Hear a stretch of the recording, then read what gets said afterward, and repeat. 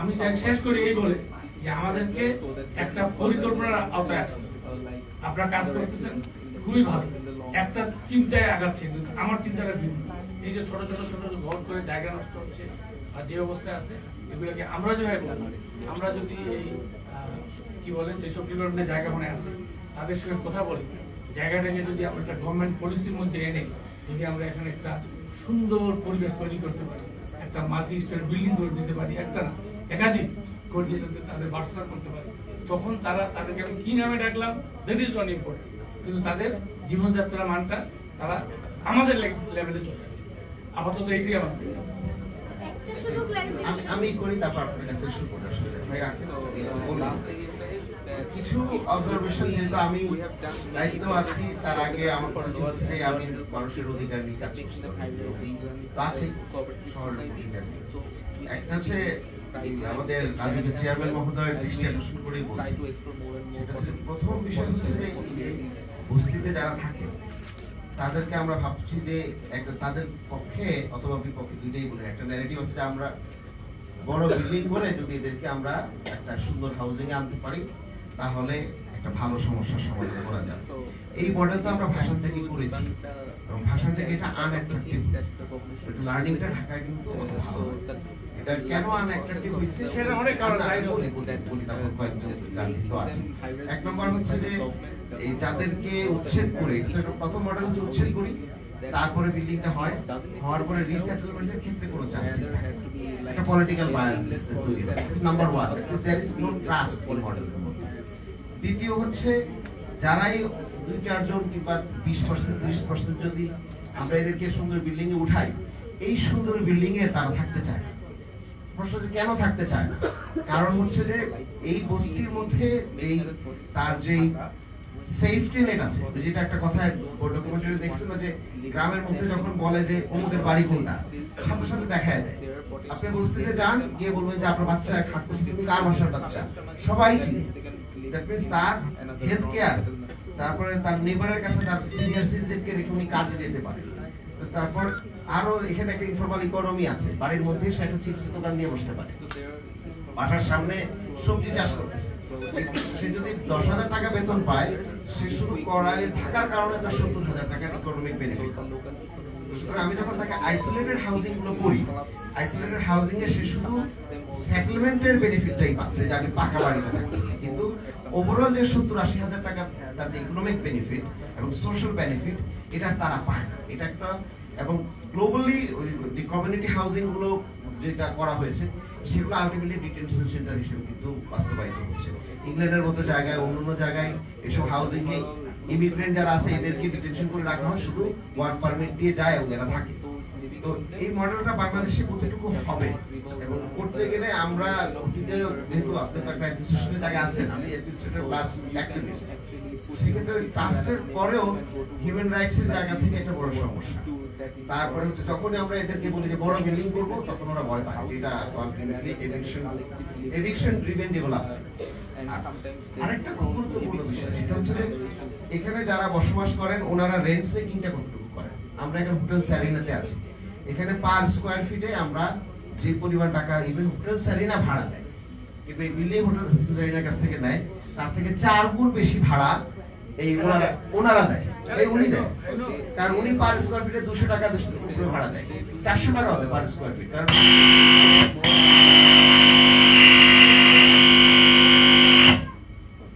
8 feet by 10 fit একটা রুমের ভাড়া যদি 5,000 টাকা হয়, আপনি per square feet rent setting তার কত, ইউটিলিটিতে সে কি পরিমাণ পে করে, আর আপনারা যারা ঘুষেতে থাকেন আপনারা কি পরিমাণ পে করেন, তার ডাবল সে পে করে।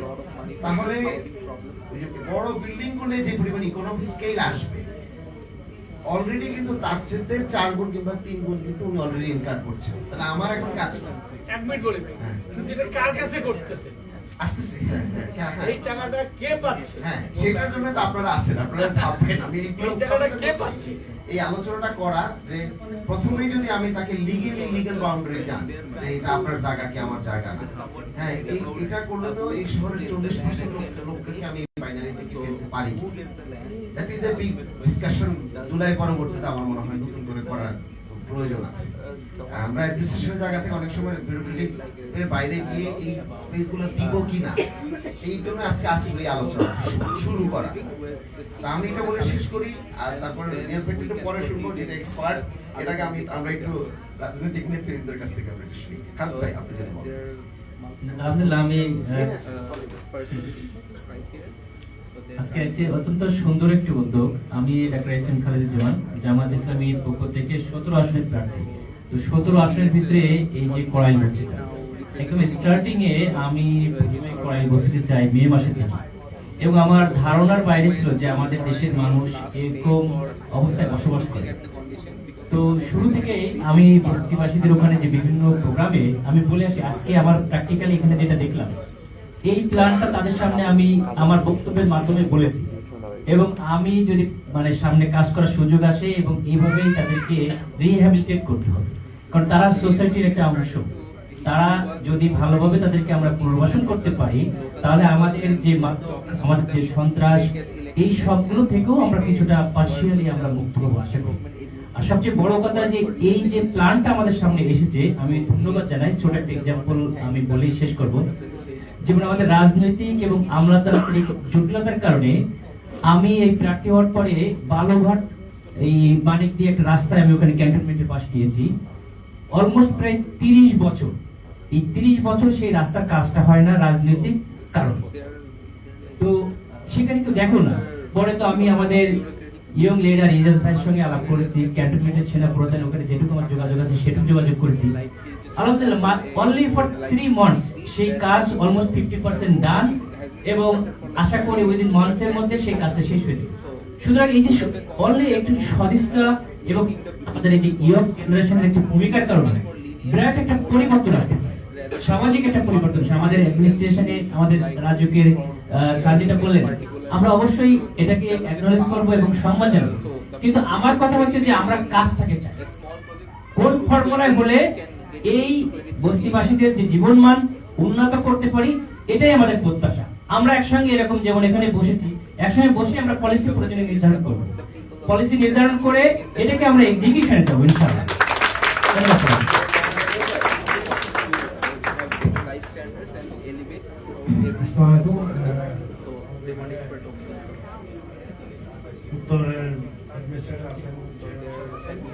আমি একসময় ট্যাপের কাজ করছি, তো প্রথম কয়েকটা জিনিস আমি জাস্ট বেসিক্যালি জিজ্ঞেস করি, সেটা হচ্ছে যে ঢাকায় 83% বাড়ি আসলে একটা, এটা কয়জন লোক জানে?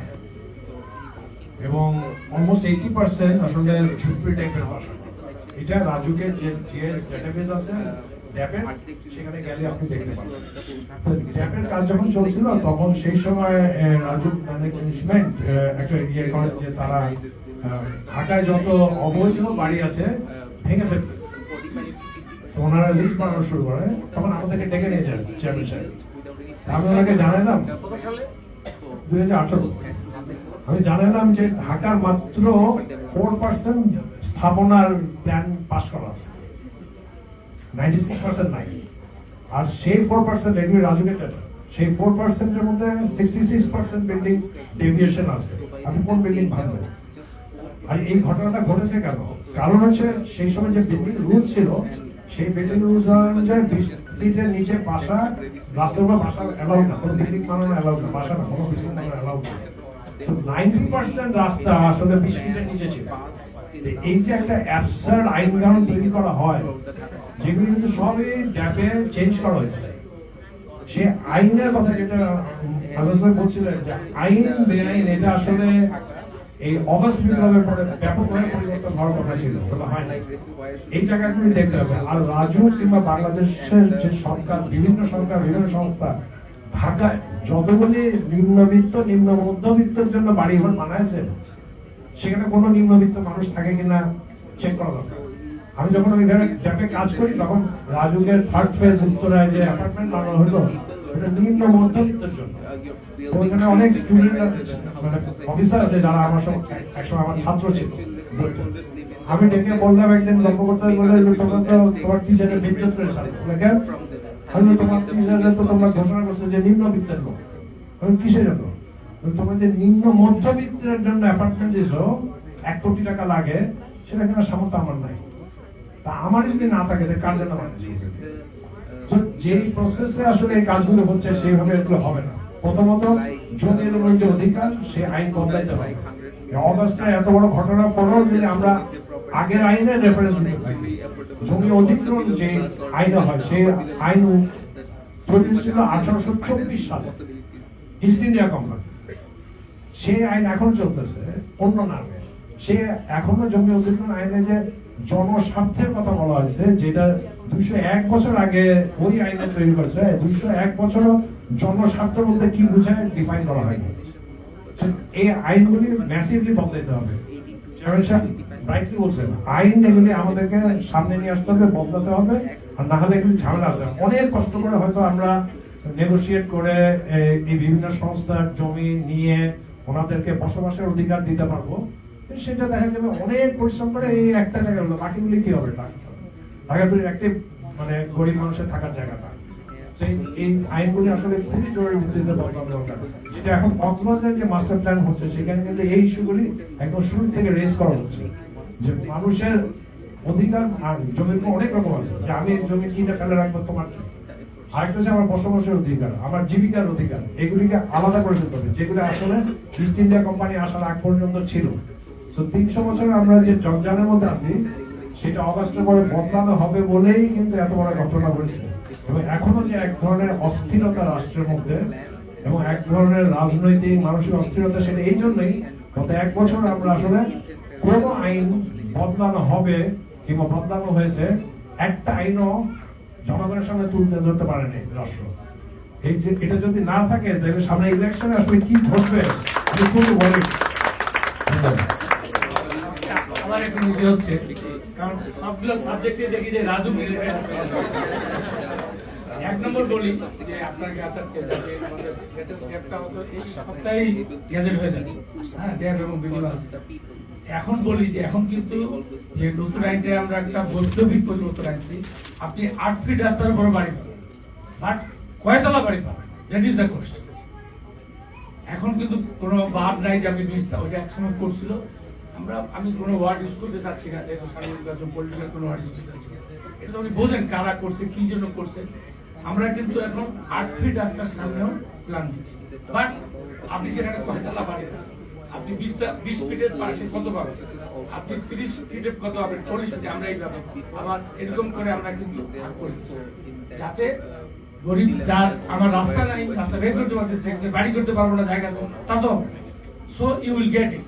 কিন্তু তুমি নিশ্চয়ই সেখানে 5-6 তলা বিল্ডিং পাবে না, তাহলে তো আমার কলাপস হয়ে যাবে। তো এইগুলো আমরা একটা বৈপ্লবিক করব। আমি আপনি একটা কথা বলছেন যে অবৈধ বাড়ি, আমি চেয়ারম্যান যেদিন হয়েছি তার একদিন গ্যাপ দিয়ে তারপর থেকে রেগুলার মোবাইল কোড চলে। এখন আমি আজকে সিদ্ধান্ত দিয়েছি যে কোনো দিন একাধিক মোবাইল বা 2টা মোবাইল কোড তো রেগুলার চলে। আমি বলছি যে আরো মোবাইল কোড অ্যাড করুন। আমার মেয়ে কিছু ঘাটতি ছিল, এখন এরা মেয়ে পেয়েছে, আমি এখন এগুলো করতেছি। বলেছি যে একটু বলি যে এটা ঠিক যে ওইরকম চুল যারা বিশ্লেষণ করলে এখানকার 90% বাড়িতেই ব্যর্থ হয়ে আছে। কেউ হাইটে ব্যর্থ হয়ে আছে, হ্যাঁ, কেউ সাইডে ব্যর্থ হয়ে আছে, বিভিন্ন রকমের প্ল্যানের ব্যর্থ হয়ে আছে, সেগুলো বাদ দিলাম। আমি বললাম কি, যেগুলো আন্ডার কনস্ট্রাকশন বিল্ডিং, যেগুলো কাজ চলতেছে, সেসব বিল্ডিং এর লিস্ট শুরু করা। মানে কি করলাম, এইগুলোর মধ্যে তোমরা এখন মোবাইল কোড কি করলাম, ভাঙতেছি একটু, সপ্তাহ ভাঙা যায় না, আবার দেখা যায় যে 2 দিন পরে আবার কাজ শুরু করছি। আমরা এত আন্ডুলি করি, আন্ডুলের পিছনে আমরাও মানে আমাদের যারা যারা যে সংস্থা এগুলো কাজ করে তারাও দায়ী, তাদের কর্মচারীরা তখন কি করলাম, ঠিক আছে, আমরা তখন একটা আন্দোলন ইয়ে করে সভা করে আমরা এখন এগুলো কি বলে মিটার, বৈদ্যুতিক মিটার কিন্তু সৃষ্টি করতেছি এখন সবার কাছে।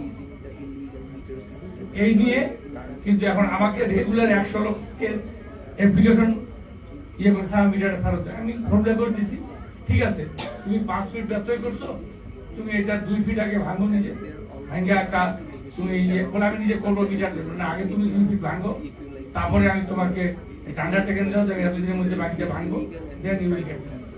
এবং সেই প্রক্রিয়া কিন্তু এখন বাধ্য হয়ে তারা এটা কিন্তু করতেছে। এটা গেল একটা, মানে আমি বলছি যে কারণ আমি যদি সব বিল্ডিং ভাঙি তাহলে তো ওই নির্বাচনও হবে না, কি হবে দেশের আল্লাহ বাকি যাবে। কিন্তু এই প্রক্রিয়া কিন্তু আমি কাজ করছি। আর আগে কি হইতো, একটা বাড়িতে একটা কমপ্লেন হলো, ওখানে যায় মোবাইল কোড, নট দ্যাট। এখন আমার যেখানে মোবাইল কোড যায়, পুরা ওই এলাকায় ওই যতগুলো বাড়িতে এরকম ব্যস্ত বা অনিয়ম যা আছে সবগুলো থেকে তুমি এটাই। এখন একটা সময় আসছে, হ্যাঁ তাইলে কি যারা আগে করছে অন্যায় 10 তলা বিল্ডিং এ 15 তলা বাড়ি করছে, প্ল্যান নিয়েও, প্ল্যান নেয় নাই সেটা তো অন্য জিনিস, প্ল্যান নিয়ে 10 তলারে 12 তলা করছে, এরকম কিন্তু এই আমরা চিন্তা করতেছি সরকার, রাজু বা আমাদের যারা আছে, যে এদেরকে একটা হিউজ পেনাল্টি করা হবে যারা অতীতে করে ফেলছে। কারণ একটা জায়গা তো নিয়ে আসতে হবে, হিউজ একটা পেনাল্টি করা হবে, যে তখন বলবে আরে বাড়ি না করাই ভালো। এই পরিমাণ একটা পেনাল্টি আমরা চিন্তা ভাবনা করি। তো এগুলো একটা জায়গায় আসতে হবে। যারা আমাদের ভবিষ্যৎ নেতৃবৃন্দ আছেন, যারা রাজনৈতিক নেতৃবৃন্দ আসবেন, আমরা হয়তো আছি, থাকবো না, কোথায় থাকবো, কিন্তু আমার অনুরোধ যে প্লিজ আমরা এই যে শুধু জুলাই বিপ্লবী আন্দোলন, আমি আরো একটু আগে চাই। হ্যাঁ, আমার এই ভাইদের দল বা আমিও হয়তো এক সময় দলে ছিলাম, ফ্র্যাঙ্কলি স্পিকিং। হ্যাঁ, মানে এখন তো অফিসিয়ালি নাই যে সরকারি জব। তো এটাই কিন্তু সময়, এই বিএনপির বা জামাতের তাদের কত লোকজন মারা গেছে, তো 1-2 জন না, এই তো শুধু জুলাইতে মারা যায়নি বা 1 বছর ধরে মারা যায়নি, এটা তো 17 বছর ধরেই এই জিনিসটা হয়েছে। তারা জীবন দিয়ে আসছে, তারাও কিন্তু আজকে এই, আমি সবসময় বলি আপনারা যারা ছোট ভাইরা, যারা ছাত্ররা আসো, কিন্তু আমি বলি যে জিনিসটা কিন্তু, হ্যাঁ এরা আন্দোলনটাকে এদের ইয়েতেই সার্থক হয়েছে। আমরা যেমন বলি এই স্বাধীনতা আসছে কিন্তু 52 ভাষা আন্দোলন, 69 গণ আন্দোলন, এইভাবে আসছে না, ধাপে ধাপে আসছে না, যুক্ত করে নির্বাচন ঠিক সেট করে শর্ট করে, সেরকম কিন্তু এই আন্দোলনটাও কিন্তু এভাবে ধাপে ধাপে এসে এইখানে আমরা এটাকে এন্ড করতে পারি।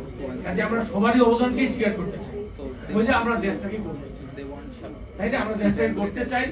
আমরা আমাদের রাজনৈতিক মতবিরোধ থাকতে পারি, কিন্তু আমাদেরকে এই জিনিসগুলো, আমি শেষ করি, শেষ কথা হলো কি, যে শুরু করতে হবে। আমি একটা জায়গায় বলি আমাদেরকে শুরু করতে হবে, সেই শুরুটা আমরা, বিশেষ করে আমি রাজুর থেকে বলতে পারি যে আমরা শুরু করছি। এখন এইটাকে সামগ্রিকভাবে এটাকে একটা কিভাবে করা যায়, উনি যেটা বলে আরেকটা সমস্যা আছে গরিব মানুষের, যে ওই হয়তো সেটা বরাদ্দ পায়, ভালো একটা বাড়ি খুব কম দামে পাইলো বা বিনা পয়সায় পাইলো, তাকে আমরা বিনা পয়সায় দিতেছি, কিন্তু সে করবে কি, হয় এটা বিক্রি করবে ওই যে তথাকথিত নিম্ন মধ্যবিত্ত বা মধ্যবিত্ত যাদের, তাদের কাছে হয় বিক্রি করবে, না হলে ভাড়া দিবে, দিয়ে তারা তখন ওই আবার আরেকটা জায়গায় যে অবৈধ একটা জায়গায় কোন রকম ঝুঁকি বানায় থাকার চেষ্টা করবে, পরে এখানে টার্নিং করছে। এই জিনিসগুলো আমাদেরকে তাদের ওই যে যারা এই যে আপনারা করতেছেন, যে মোটিভেট করতেছেন, তাই না, এই যে মোটিভেশনটা তাদেরকেও, তারা যে এই মূল স্রোতেরই একজন, তারা যে বিচ্ছিন্ন কিছু না, তারাও এই বাড়িতে থাকার অধিকার রাখে, তারাও আমাদের মতো মানুষ, এই জিনিসটা যদি আমরা করতে পারি। এবং অবশ্যই আমরা যদি পলিসি করি, তাহলে তারা ওই ভাষা টেকের মতো, ভাষা টেকের ওটা নিয়ে আমি রিসার্চ করছি, আপনার প্রোগ্রাম করছি, এটা ভাষা টেক ব্যর্থ হওয়ার অনেক কারণ। আর আমরা যদি যারা রাজনৈতিক নেতৃত্ব বা যারা আমরা সরকারি আমলা, আমরা যদি মনে করি যে এটা ব্যর্থ হওয়ার জন্যই করব, তাহলে এটা ব্যর্থই। আর আমরা মনে যদি করি যে ডিটারমাইন্ড যে আমরা এটাকে সাকসেসফুলি করব, তাহলে এটা সম্ভব। এটা আমি বিলিভ করি। ধন্যবাদ। Thank you. আমি একটু বন্ধুর কাছ থেকে শুনবো, আমাদের বন্ধু আমরা সবাই চিনে, তারপরে আমরা আসলে রহমানের কাছে। থ্যাংক ইউ ইজাদ ভাইকে। আমি আমার পরিচয়টা দিই, আমার নাম মীর মাহবুবুর রহমান স্নিগ্ধ, নব্য পলিটিক্সে যোগ দেওয়া একজন পলিটিশিয়ান। তো আমার থেকে এখানে অনেক এক্সপার্টসরা এখানে উপস্থিত আছে, তো এতক্ষণ ধরে আমরা তাদের কথা শুনেছি। আমি এখানে বেশি কথা বলবো না, যেহেতু আমার এটা রিলেটেড এক্সপিরিয়েন্স কম, কিন্তু ডকুমেন্টারির শুরুতে একজন বলেছে যে এটা আসলে বস্তি না, কোরাইল একটা আদর্শ নগরী। একটা আদর্শ নগরীকে আসলে আদর্শ করতে হলে শুধুমাত্র হাউজিং দিয়ে সেই নগরীটাকে আদর্শ করা যাবে না। আমাদের বর্তমান নগরপিতা এখানে উপস্থিত আছে, তিনি খুব ভালো করেই জানেন যে একটা নগরীকে আদর্শ করতে হলে আরো কি কি ফ্যাক্টর এখানে কাজ করে, তাদের ইকোনমিক ডেভেলপমেন্ট, তাদের এখানে রাস্তাঘাট করা বা আরো বিভিন্ন অনেক জিনিস এখানে জড়িত আছে। তাই যারা এখানে দায়িত্ববানরা আছে, যারা এটি নিয়ে কাজ করছে, পোকা কাজ করছে, তারা তাদের প্ল্যানের মধ্যে, তাদের মডেলের মধ্যে এই জিনিসগুলো নিয়ে আসবে। এবং আমি এটা ডেফিনেটলি বলতে পারি যে মডেলটি আমরা দেখতে পেরেছি, এই মডেলটি যদি সাকসেস হয় এবং এটি যদি একটা সাকসেসফুল স্টোরি হয়, তাহলে এটা শুধুমাত্র করাইলবাসীর জন্য না, সারা বাংলাদেশের জন্য একটা এক্সাম্পল হয়ে থাকবে এবং উদাহরণ হয়ে থাকবে। এবং সারা বাংলাদেশ এটার থেকে বেনিফিট নিয়ে, বাংলাদেশে এরকম আরো অনেক জায়গা আছে যে জায়গাগুলোতে এই মডেলটা ইমপ্লিমেন্টের মাধ্যমে সারা বাংলাদেশে এটা নিয়ে কাজ করার সুযোগ আছে। আমাদের যারা বাইরে থেকে এসেছে, যারা তাদের এক্সপিরিয়েন্স, তাদের যে কথাবার্তাগুলো আমাদের সাথে শেয়ার করছে এবং তাদের যে পূর্ব এক্সপিরিয়েন্স থেকে আমাদের এখানে যে তাদের ইনপুটগুলো দিচ্ছে, এফোর্টগুলো দিচ্ছে, সেটির জন্য শুধুমাত্র করাইলবাসী না, সারা বাংলাদেশবাসী সবসময় তাদের কাছে রেডি থাকবে। তো ধন্যবাদ সকলকে, এবং এখানে আমাকে কথা বলার সুযোগ করে দেওয়ার জন্য ধন্যবাদ। এবং আমি আশাবাদী যে পোকা এই মডেলটিকে একটি সাকসেস স্টোরি হিসেবে আমাদের সামনে উপস্থাপনের মাধ্যমে সারা বাংলাদেশে একটা আদর্শ নগরী কিভাবে গড়ে হয় সেটি এক্সাম্পল ক্রিয়েট করবে। ধন্যবাদ। এখানে আসার আরেকটা বড় কারণ আছে, সেটা হচ্ছে যে ঢাকা সিটি কর্পোরেশনের 18টা ওয়ার্ড আছে নতুন। এই ওয়ার্ডগুলো আমরা মানে সিটি কর্পোরেশন যখন 2 ভাগ হয় তখন 36টা ওয়ার্ড আমরা পেয়েছি, এরপর 18টা ওয়ার্ড যুক্ত হয়েছে। বাট এই 18টা ওয়ার্ডের অবস্থা পুরো ঢাকা থেকে উল্টা, কোনো ধরনের অবস্থা নেই। একটা কথা এখানে অনেকে বললেন না, আমাদের যে ফ্রেন্ড বললো যে একটা হাউজিং মানে শুধুমাত্র তার সেন্টিমেন্ট না, এটা হচ্ছে তার ডিগনিটি, সোশ্যাল ডিগনিটি। 18টা ওয়ার্ডের এরকম জায়গা আছে যেখানে মানুষ এখন তাদের বাচ্চাদের মেয়েদের বিয়ে হয়। কারণ কি, এই জলাবদ্ধতা পার হয়ে যখন মেয়ে দেখতে যায়, তারপর পরে বলে যে আমরা এখানে রিশতে দিয়ে করবো না। আমি গণশুনানি করেছি, আমি এই কথাটা রিপিটেডলি শুনেছি সব জায়গাতে, আমার শরম লাগছে যখন আমি এটা শুনছি। বিইং এন অ্যাডমিনিস্ট্রেটর আমার এগুলো খুবই শরম লাগছে আমার, যে ঢাকা এরকম অবস্থা জায়গাও আছে এবং এটা আমাদের সিটি কর্পোরেশনের ভিতরে করার থেকেও খারাপ।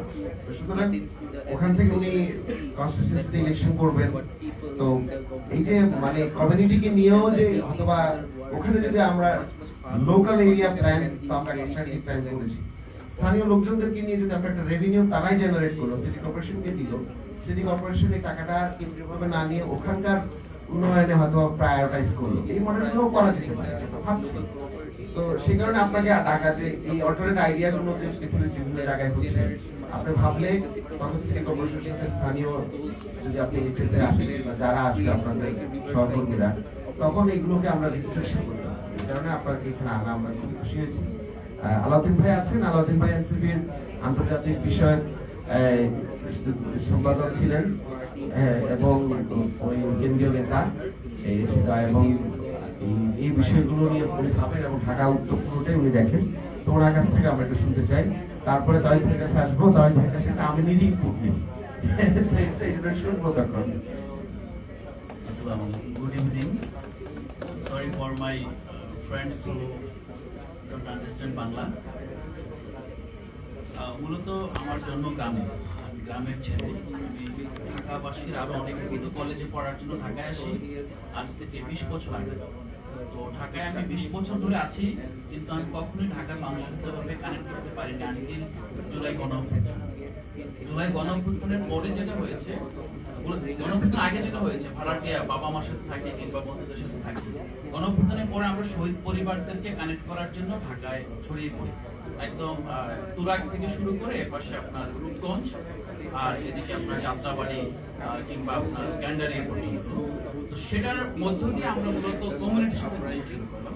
তো আমার যেই মূল জায়গাটা, আজকে যখন প্রেজেন্টেশন দেখছিলাম তখন খুব ভালো লাগছিল, অনেক ইনোভেশন, এবং মনে হচ্ছে যে আমরা খুব অল্পের মধ্যে কিভাবে কোপ আপ করতে পারি, এই যে একটা রেজিলিয়েন্স আমাদের মধ্যে গড়ে উঠেছে, এটা খুব ইন্টারেস্টিং এবং আমরা এপ্রিশিয়েট করছি। আশায় বুক পাচ্ছি যে আসলে তো মানুষ তো অনেক বেশি অ্যাডাপ্টিভ এবং মানুষ এটাকে লেজিলি গ্রহণ করছে। কিন্তু যখন রাজুকের সম্মানিত চেয়ারম্যান মহোদয় এটার লিগালিটি না কোশ্চেন উঠালেন, তখন আমার কাছে মনে হয়েছে সাগর তীরে যে শিশুরা বালি নিয়ে ঘর বাঁধে, খেলা করে, তারপর পানি এসে ভাসিয়ে নিয়ে যাবে, আমাদের সব ইনোভেশন, যত ধরনের এই রেজিলিয়েন্স অ্যাডাপ্টেশন সবকিছুই কিন্তু ফেল। কোথায় ফেল? যখন এটা আপনার লিগ্যালিটির জায়গায় আসে। এই যে লিগ্যাল ফ্রেমে আনতে হবে সেই জন্য এখন এই ক্ষেত্রে আমি যে বিষয়টা ফিল করি ঢাকার একজন আমি প্রথম জেনারেশনের বাসিন্দা হিসেবে, যে আমাদের এই যে বৈষম্য বিরোধী ছাত্র আন্দোলনের প্রেক্ষাপটে যে গণঅভ্যুত্থান সংঘটিত হয়েছে, এই বৈষম্যের সবচেয়ে বড় সোর্স হলো আপনার জমির মালিকানা বাংলাদেশে। আপনি দেখেন আমরা খুব সুন্দরভাবে পূর্বাঞ্চলে ঘুরতে চাই, নীলা মার্কেট চিনেন তো সবাই বাংলাদেশে যারা আছেন, ঘাস খেতে যান রাইট, নীলা মার্কেটে ঘুরতে যাই, কিংবা এর পাশের যেই আপনার প্রায় 33,000 প্লট রাইট, 33,000 প্লটের একটা বড় আবাসন তৈরি করা হয়েছে। ওখানে প্রায় 6 মাস 8 মাস অন্তর অন্তর কার্পেটিং করা হচ্ছে। আপনার একদম ফ্ললেস ড্রাইভ করতে পারছি, ওখানে যাচ্ছি, এটা গত 5-7 বছর ধরে একই অবস্থা। আমরা ওখানে যাই মূলত আউটিং এর জন্য, কিন্তু দেখেন ঢাকায় আমরা এত মানে চাপাচাপির মধ্যে বসবাস করি, এই অঞ্চলটা গত প্রায় 1 যুগের বেশি সময় ধরে এই ডেভেলপমেন্ট হচ্ছে, আবার এটার উপর নতুন করে কার্পেটিং হচ্ছে, মানে নিজেরা এটাকে নিয়ে ড্রেন বানাচ্ছে, ড্রেন ভেঙে যাচ্ছে, মানুষ কিন্তু যাচ্ছে না ওখানে। প্রশ্নটা হলো আমরা কি কোশ্চেন করতে পারবো এই 33,000 প্লট কিসের ভিত্তিতে কাদেরকে দেওয়া হলো, এইটার মধ্যে যে জাস্টিসের জায়গাটি কোশ্চেন করতে পারবো?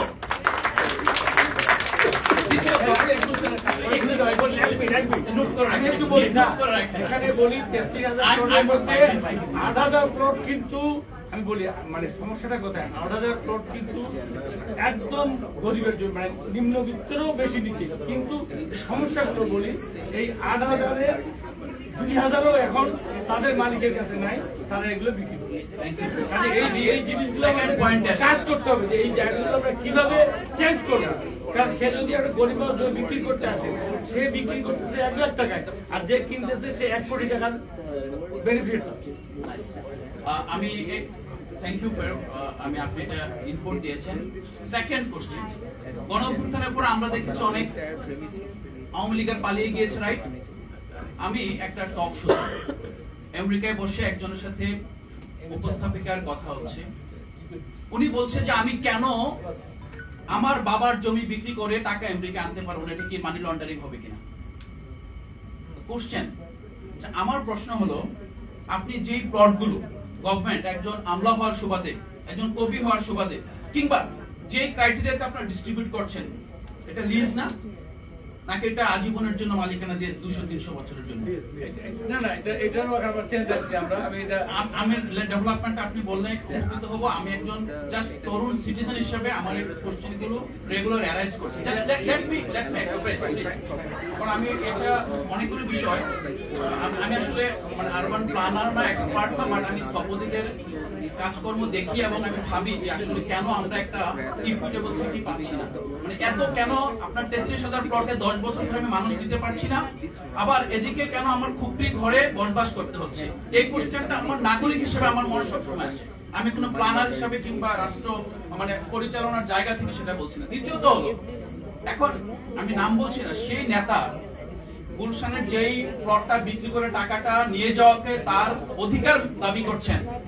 আমার প্রশ্ন হলো, একজন মানুষকে সরকার ডেভেলপ করে একটা প্লট দিয়েছে, কিন্তু এইটা তো এই দেশের সম্পত্তি, আপনাকে দেওয়া হয়েছে ইউজ করার জন্য, আপনি এটা বিক্রি করে টাকা নিয়ে আমেরিকায় কানাডায় বাড়ি বানাবেন, এটা কি জাস্টিস?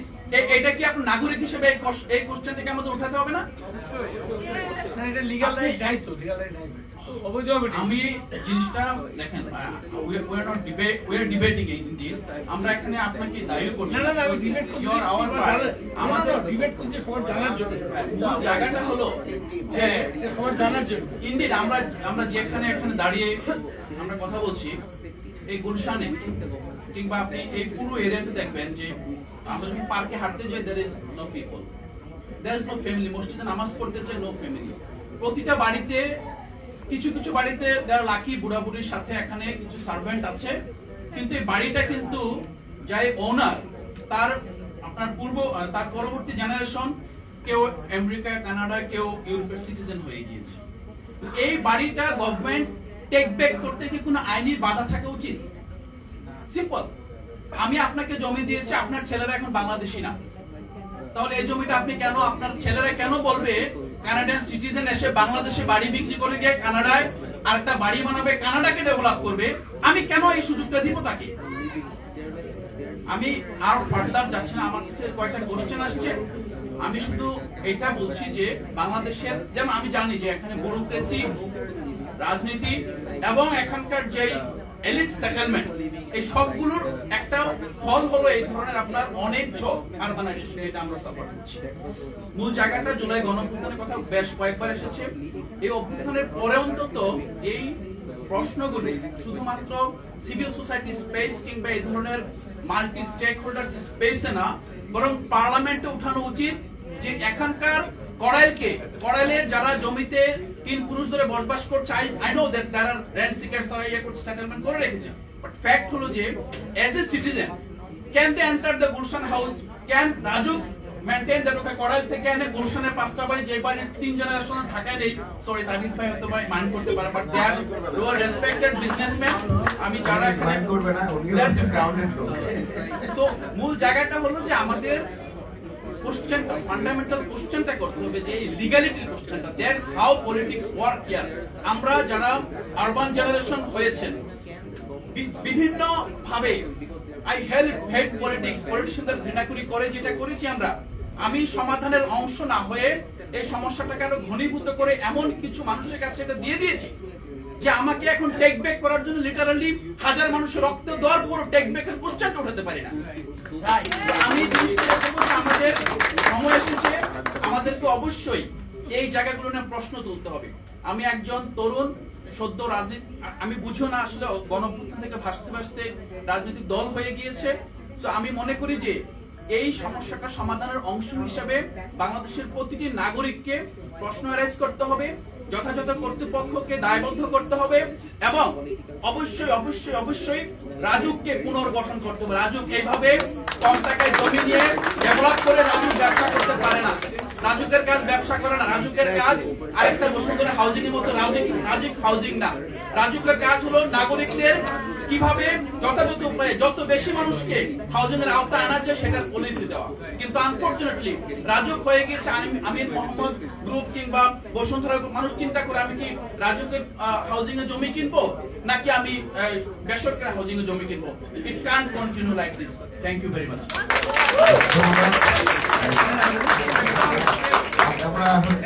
আমি একটু বলি, উনি যে রাজুকের কথা বলছে, এখন কিন্তু যে রাজু কাজ করতেছে এটা সেই রাজু না। আপনার আইডিয়া নাই প্রেজেন্ট রাজুক শুনলে আমি বলি।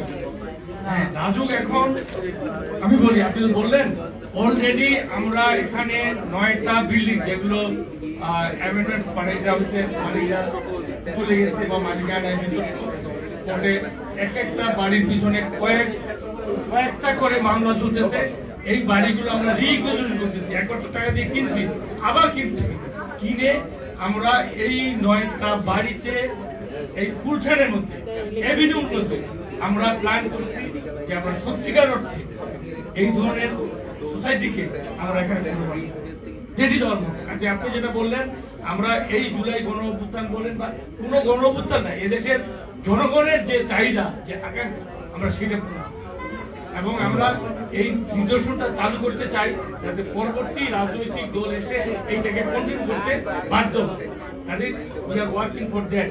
রাজুক পুনর্গঠন করতে পারি। আপনারা জানেন যে এই যে রাজুকে প্ল্যান পাস করতে এর আগে বলেন যে কোনো আমরা কিন্তু এই যে ড্যাম এটাকে জনমুখী করছি, আমরা টিআইএস জনমুখী করছি, এটাও স্বীকৃতি পাস হবে। আর সেবা সৌজিকরণ তো প্রজ্ঞাপন আপনারা দেখছেন যে এরপরে আপনারা একবার লিজ দিলে আর আপনাদেরকে এইটার এই কি বলে খারিজ, খাজনা, হেবাল, হস্তান্তর আর রাজুক আসবে। আর একটা বলেন যে আজীবনের জন্য কিনা, হ্যাঁ, এবং এটা 99 ইয়ার্স লিজ এবং এটা অটো রিনিউয়াল হবে। হয়তো একটা ফি দিতে হবে আপনাদেরকে, বাট এটা অটো রিনিউয়াল হবে, পার্মানেন্ট হবে। That is the public land যেভাবে হয় এটাও সেভাবে হবে। রাজুক কিন্তু এগুলো নিয়ে প্রচুর কাজ করছে। হ্যাঁ, রাজু এই ওই আগে রাজুক যে অর্থে ব্যবহৃত হয়েছে। আর আমি একটা ভুল দূর করে দিই আজকে টোটাল সবারই অডিয়েন্স বলে সবাই আমরা করি, সেটা হলো যে আমি লিগ্যাল ফ্রেমটা বলছি ওই কারণে যে যদি এটা আমরা লিগ্যাল ফ্রেমে না আনি তাহলে ওইরকম কোন একটা গোষ্ঠী ক্ষমতায় এসে ওই লিগ্যাল ফ্রেমের অজুহাত দিয়ে এই লোকগুলোকে আবার এখান থেকে উচ্ছেদ দ্যাট ইজ যদি আমরা এদেরকে দিতে চাই এবং একটা লিগ্যাল ফ্রেমে বলতে দ্যাট ইজ মাই পয়েন্ট। এদেরকে না দেওয়ার জন্য এটা বলি, আইনের আওতায় এনে দিতে হবে। হ্যাঁ, আপনি আইন পরিবর্তন করেন, নো প্রবলেম। আপনি বলেন আপনি 100 আইন হইবে, 25 দিনের মধ্যে করেন, আইন করেন, কোনো সমস্যা নেই। বাট এটা করতে হবে আইনের ফ্রেমে আনতে হবে। Thank you. পরবর্তীতে এরকম লিগাল ইলিগাল বলে উচ্ছেদ বাংলাদেশে উচ্ছেদ অনেকবার চেষ্টা করা যায়। আচ্ছা, আমরা শেষ আলোচনায় চলে যাচ্ছি। যদিও এই আলোচনাটা শুরু করেছিল সঞ্চালনা মাহমুদা আপা, ওনার কাছ থেকে আমি না বলেই চিন্তা করেছি। সরি। হ্যাঁ, আর তাবিদ ভাই একটু বলবেন। তাবিদ ভাই ঢাকা নিয়ে আপনারা জানেন যে অনেক দিন ধরেই তাবিদ ভাই ঢাকার বড় স্টেক হোল্ডার, বিশেষ করে ঢাকা উত্তর সিটি কর্পোরেশনের। আমি জয়েন করার পরে আমি ব্যক্তিগতভাবে গিয়ে উনি আমাকে ডেকেও আমাকে অনেক ইনপুট দিয়েছেন এবং আমি নেই। আমাদের মধ্যে এক ধরনের খুব ভালো সম্পর্ক আছে, আমার সম্পর্কে বড় ভাইও। আমি তাবিদ ভাইকে বলবো যে আজকে রিকোয়েস্ট করেছি যে এই আলোচনায় ওনাকে থাকাটা গুরুত্বপূর্ণ, কারণ ঢাকায় তাবিদ ভাই তো ভবিষ্যতে যে কোনো অতীতেও ছিলেন, ভবিষ্যতে আশা করি একটা এই সিটি কর্পোরেশনের একটা বড় ফ্যাক্টর হবে। তাবিদ ভাই বলেন।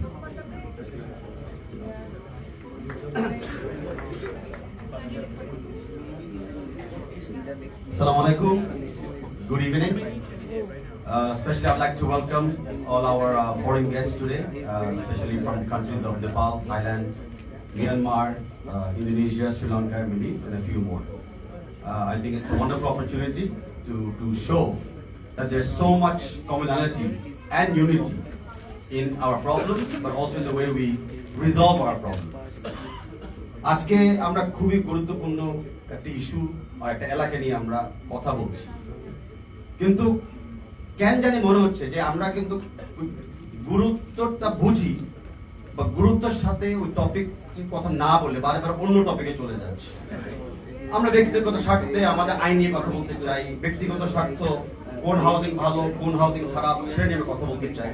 ঠিক আছে, অনেক কিছু আমাদের বিভক্ত করবে, এটা ন্যাচুরাল।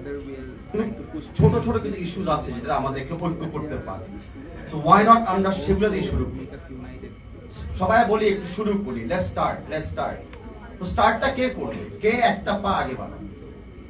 বাংলাদেশে কিন্তু আমাদের জন্ম থেকে আমাদের ভাগ্য নির্ধারণ হয়ে যায়। যে একটা বাচ্চা শিশু জন্ম নিচ্ছে ওই সময় কিন্তু মানে সে কোনো আইন তোয়াক্কাও করে না, আইনও বুঝে না, কোনো আইন তাকে প্রোটেকশনও দেয় না। তো কি আইন নিয়ে আমরা কথা বলছি? যে ম্যাপটা আমার সামনে আপনারা দেখছেন, গুলশান লেক। বাংলাদেশের যে জনসংখ্যা, বাংলাদেশের প্রতি মিনিটে 6টা শিশু জন্ম নেয়। 6 babies are born every minute in Bangladesh. এবং ওই লেক যদি আপনি দেখেন, লেকের ইস্ট সাইডে যে জন্ম নিবে গুলশানে তার ভাগ্য একটা, লেকের ওয়েস্ট সাইডে যে জন্ম নিবে কোরালে তার ভাগ্য আরেকটা। That means every minute 3 children are born into luxury and 3 children are born into poverty. এটা কি শিশুর দোষ? শিশুর দোষ না। এটা কি আমাদের দায়িত্ব? ইয়েস, এটা আমাদের সবার দায়িত্ব ওদেরকে রক্ষা করা, ওদের জন্য একটা সুস্থ সবার পরিবেশ তৈরি করা। না, আমরা আজকে যে কথাগুলো বলতেছি আমরা কি তাদের ব্যাপারে কোনো কথা বলছি না। আমরা কথা বলতেছি পলিটিশিয়ান হিসাবে, আমার ভোটার কয়জন, আপনারা সবাই ভোটার, দ্যাটস ওয়ান লেন্স। আমরা কথা বলতেছি ইঞ্জিনিয়ার হিসাবে, কতগুলো প্রজেক্ট ডেভেলপ করতে পারবো, কত সুন্দর বড় করতে পারবো, কস্ট এফেক্টিভনেস কি, বিকজ আমার একটা লেন্স আছে অ্যাজ এ ইঞ্জিনিয়ার। আমি কথা বলতেছি অ্যাজ এ রিসার্চার, ইউনো পানিটা বাড়লো নাকি কমলো, জমি বাড়লো নাকি কমলো, কোনো কিছু কিন্তু বড়াইল বাসিন্দাদের ব্যাপারে কিন্তু কোনো সলভের দিকে আমরা যাচ্ছি না। সেই কথাটাই আমি ওয়েলকাম করি, অভিনন্দন জানাই আজকে যারা এই অনুষ্ঠানটা আপনারা করতেছেন, বিশেষ করে foreign dignitaries and POCA and DNCC বর্তমান administrator. I thank you and I welcome you যে আসল জিনিসটাকে কাজটাকে সামনে নিয়ে আসার জন্য। এখন বেবি স্টেপস, ঠিক আছে, আমরা জানি যে এখানে ল্যান্ডের ইস্যু থাকতে পারে, জমি ইস্যু থাকতে পারে, কিন্তু রাজুকের চেয়ারম্যান মহোদয়কে আমি উল্লেখ করে বলছি যে কোরাইলের পাশে যে লেকটা কথা আমরা বলি, লেকটা কার? লেকটা রাজুকের। তো লেকের পানিটা দিয়ে শুরু করি আমরা পরিষ্কার করা। এটাও তো এখানে তো আইনি জটিলতা নেই, এখানে তো কোনো মালিকানা করে জটিলতা নেই। এখন যদি পারেন দয়া করে ম্যাজিস্ট্রেট পাঠান গুলশান লেকে, ম্যাজিস্ট্রেট দিয়ে যারা পলিউশন করে তাদেরকে বাইন্দে নিয়ে আসেন। যারা লেকটাকে ডিস্ট্রয় করছে বা এনক্রোচ করতেছে তাদেরকে বাইরে নিয়ে আসে। That is more effective than খুঁজে খুঁজে খুঁজে খুঁজে একটা বাড়িকে এক্সাম্পল বানানো। নয়তো আমি ওনার কাজের কোনো বাধা দিচ্ছি, আমি ইনফ্যাক্ট বিশ্বাস করি উনি দায়িত্ব নেওয়ার পরে অনেক প্রশংসামূলক কাজ হয়েছে, বাট আমি অফকোর্স কিছু ত্রুটিগুলো ধরে তুলতে চাচ্ছি, অন্য কিছু। বস্তিতে যতবার আমরা তাদেরকে বস্তি বলবো, যতবার আমরা এইসব শব্দ ব্যবহার করব, ততবারই আমরা মনে করব যে আমরা ওনাদের উপরে একটা কি মানে চ্যারিটি দিচ্ছি, philanthropy করতেছি। No, they are citizens with equal rights. They are citizens who have the universal right to housing, food and clothing. তো who am I? আমি কে বলা যে তার উপরে আমি রহম করতেছি, আমি কে বলা যে আমি তাকে সহযোগিতা করতেছি, বরঞ্চ সে তো আমাকে সহযোগিতা করতেছে। যেটা স্যার বললেন যে ওনারা পভার্টি স্ট্রিকেন চাকরিগুলা করে আমাদের শহরকে ওনারা কিন্তু চলমান রাখছে, বাট সেইটুকু ডিগনিটি আমরা তাদেরকে দিই না, সেইটুকু থ্যাঙ্কফুলনেস আমরা ওনাদেরকে দিই না। আমরা সবসময় একটা বক্সে রেখে দিই। কেউ কেউ আমরা হিরো হই যখন আমরা ইভিকশন ড্রাইভ বন্ধ করি, কেউ কেউ আমরা হিরো হতে চাই যখন একটা হঠাৎ করে আগুন লেগে যায়, আমরা যাই রিলিফ দিচ্ছি, কেউ খিচুড়ি দিচ্ছি, কেউ কাপড় দিচ্ছি, সেগুলোও কি পুরনো কাপড় দিচ্ছি, বাসি খানা দিচ্ছি। নো, আমাদের কিন্তু একটা জায়গায় আগে বিশ্বাস রাখতে হবে যে ওনারা প্রত্যেকজন হলো বাংলাদেশী, ওনারা প্রত্যেকজনের ডিগনিটি নিয়ে জীবিকার অধিকার আছে। সাংবিধানিক অধিকার প্রত্যেকটা আইনের চেয়ে বড় বাংলাদেশ। সাংবিধানিক অধিকারকে আমাদেরকে নিশ্চিত করার জন্য সরকার এবং সরকারি সংস্থাদের একমাত্র কাজ, প্রধান কাজ, সরকারি অফিসারদের চিন্তা করতে হবে যে আমি জনকল্যাণে কাজ করতেছি। জনকল্যাণে কাজ করার জন্য অন্য কোনো যদি কিছু বাধা আসে সেটা secondary. Citizen cannot be secondary, citizen is primary. গভর্নমেন্টের আইন, গভর্নমেন্টের চেতনা, গভর্নমেন্টের rules is secondary. That is how we have to operate and that's how we have to think. এটা বিকল্প কিছু নাই। আমরা কোরাইল ব্যাপারে কথা বলতে চাচ্ছি। আমি মনে করি ফ্যান্টাস্টিক কিছু আইডিয়াস এসেছে। কোরাইলে যারা বসবাস করছে তাদের হাউজিং আর্কিটেকচার ইমপ্রুভ করা, তাদের কিছু স্ট্রাকচারাল ইমপ্রুভ করা। আমরা থাইল্যান্ডেও দেখেছি যে থাইল্যান্ডে যে ক্যানালের পাশ দিয়ে যে হাউজিং গুলো রিহ্যাবিলিটেট করা হয়েছে, সেই রিহ্যাবিলিটেশনের মাধ্যমে কিন্তু ইকোনমিক রেনেসান্স হয়েছে। They use the canals with water taxis. They use the canals for walkways, as my friend has said. They use the canals for public space. এখন পাবলিক স্পেসের ব্যাপারে আমি আছি, আমরা ডিএপি নিয়ে কথা বলতেছি, আমরা অনেক কিছু নিয়ে তর্ক করতেছি। আমার তার একটা পরিচয় আছে, প্রলিফারেশন আমি এখন চালাচ্ছি। তা আমাদের কোনো ম্যাপ, কোনো প্ল্যানিং, কোনো জায়গায় do we have enough public space? No. কোরাইলেও কি কোনো এই যে কত কিছু আমরা ডেভেলপ করতেছি, কোরাইলে যদি আমরা খেলাধুলার জায়গা না রাখি, কোরাইলে যদি আমরা পাবলিক এরিয়া যদি আমরা না রাখি, কোরাইলে যদি আমরা ইন অ্যান্ড আউট এক্সিটের প্রপার রোড আমরা না রাখি, তো আর কি ডেভেলপমেন্ট আমরা করছি? ইটস লাইক আমরা একটা নাইস খাঁচা বানাচ্ছি আমাদের জন্য, but to be physically fit, to be mentally fit, আমাদের কিন্তু এইসব উন্মুক্ত পরিবেশ, মানে সুন্দর পরিবেশ আমাদের দরকার। সেটার জন্য আমি বিশ্বাস করি কোরাইলের কমিউনিটি গুলো অফকোর্স কাজ করতেছে। কোরাইলে কিছু সোশ্যাল সিটিজেনদের উদ্যোগ অনেক কাজ করতেছে, কিন্তু as a government, as a city corporation, as political parties আমরা কিন্তু ফেল করতেছি। তো এই জায়গাটা আমি মনে করি আমাদের কিন্তু একসাথে আসতে হবে। আপনাদের যে উদ্যোগটা আজকে দিচ্ছেন সেটাকে আই থিঙ্ক আমরা সামনে রেখে এগিয়ে যেতে হবে, কারণ কমিউনিটি যারা থাকেন ওইখানে ওনারাই সিদ্ধান্ত দিবেন কিভাবে আপনাদের এলাকাটাকে, কমিউনিটিকে উন্নত করা যায়। কারণ আমরা যারা বাইরে থাকি কমিউনিটির, আমরা যদি বারে বারে সিদ্ধান্ত নিই আপনাদের ব্যাপারে বা কোরাইলের ব্যাপারে, কোন সময় আমরা সমাধান আসতে পারবো। আমার বাসা, আমি জানি কোনটা আমার জন্য ভালো, আমি জানি কোনটা আমার জন্য কমফর্ট, আমি জানি কোনটা আমার জন্য রিল্যাক্স। এখন আমরা বাইরে থেকে বারে বারে চাপিয়ে দিচ্ছি। একজনের কাছে নীল রং সুন্দর, না চাপা দিচ্ছে সাদা রং। একজনের কাছে অনেক লাইট ভালো লাগে, আপনি চাপাই দিচ্ছেন ডার্ক। আমাদের এগুলো একটু বুঝতে হবে, কমিউনিটির সাথে আরেকটু সময় দিতে হবে। কমিউনিটি কি চিন্তা চেতনা আমাদেরকে বুঝতে হবে, সেটা করার জন্য আমার প্রস্তুত। এন্ড আই এম শিওর আপনারা যারা আজকে এই হলে যারা কাজ করতেছেন, শুক্রবার পর্যন্ত আপনারা অনেক গবেষণা করবেন আমি শিওর একটা না একটা ভালো সমাধান আসবে। And আমি বিশ্বাস করি ওই সমাধানের পথে আমরা সবাই ঐক্য থাকবো, and আমরা সবাই কমিটেড থাকবো যে এই যাত্রায় আমরা অবশ্যই সাকসেসফুল হব। আমরা আর ওই 50 বছর ওয়েট করতে আমরা রাখবো বছর না, 5 দিনও না, অলরেডি এজাজ ভাইয়ের সঙ্গে আমার কথা হয়েছে। আমি 1 সপ্তাহের মধ্যে কড়াইল ওই এরিয়াটা ভিজিট করব। সেখানে ওই লেকের জন্য বা আদার্স কিসের জন্য আমার রাজুকের জন্য করণীয় আছে, আই উইল ডু ইট। আমরা ভিজিট করব, হ্যাঁ আমরা সেখানে যাব। দরকার হলে আমরা আপনারা যারা স্টেক হোল্ডার আছেন বা যারা আমার সঙ্গে থাকতে চান বা যারা আজকে উদ্যোক্তা তারা থাকবেন অবশ্যই। আমি তো বললাম যে ভাই এই রাজুক অন্তত সেই রাজুকে আমরা কাজ করতে চাই, রেগুলার করতে চাই। আপনারা জানেন যে আমি সকাল 8 এখন 8টারও আগে যাই, 8টারও আগে আমি অফিস যাই এবং রাত 8টা পর্যন্ত আমি অফিস করি। কাজেই আমি আপনাদের সঙ্গে আসি, আমি এই আমাদের ভাইদের সঙ্গে আসি, এইসব যারা আছে আমি একটা তাদের যে উচ্চারণ করেছি আমি ক্ষমা চাচ্ছি, আমি একটা ওই অর্থে বলি নাই। হ্যাঁ আমি যেটা তাদেরকে সবাই যেভাবে চেনে, আমার কথা হলো যে অবশ্যই আমরা চলে যাই একটা ডেট করে আমরা এটা ভিজিট করি এই তাদের জন্য, কারণ তাদের কিন্তু ওখানে থাকলেই হবে না, পরিবেশটা থেকে উন্নত করতে হবে। সেইটা আমি আপনাদের পাশে থাকি। এখানে দুটা মাঠ আছে, আপনি তো বলছিলেন যে বারবার যে মাঠগুলোতে বাকিগুলো থেকে সবসময়ের জন্য কোচ ফ্রি কোচ দিয়ে আপনি যদি করালেন এই দুটা মাঠে খেলার উপযোগী হতে পারে, আরো যদি কিছু টাকা পয়সা দিয়ে আমি দিয়ে ট্রেনিং করে দিলে আপনি যদি দুটো কোচ দেন তাহলে খেলাটা শুরু হবে। আর যারা এখন ভোটে দাঁড়াইছে তাদেরকে দিয়ে আমি রাত্রে লাইটের ব্যবস্থা আমি আমার কাছে আমার মাইক হ্যান্ড ওভার করে দিচ্ছি। ধন্যবাদ ধন্যবাদ। আমি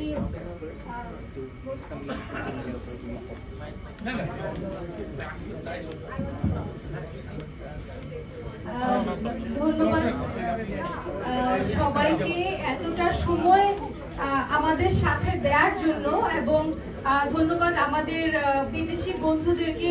আমাদের এই কনভারসেশনটা হয়তো ওনাদের ফলো করতে অসুবিধা হয়েছে,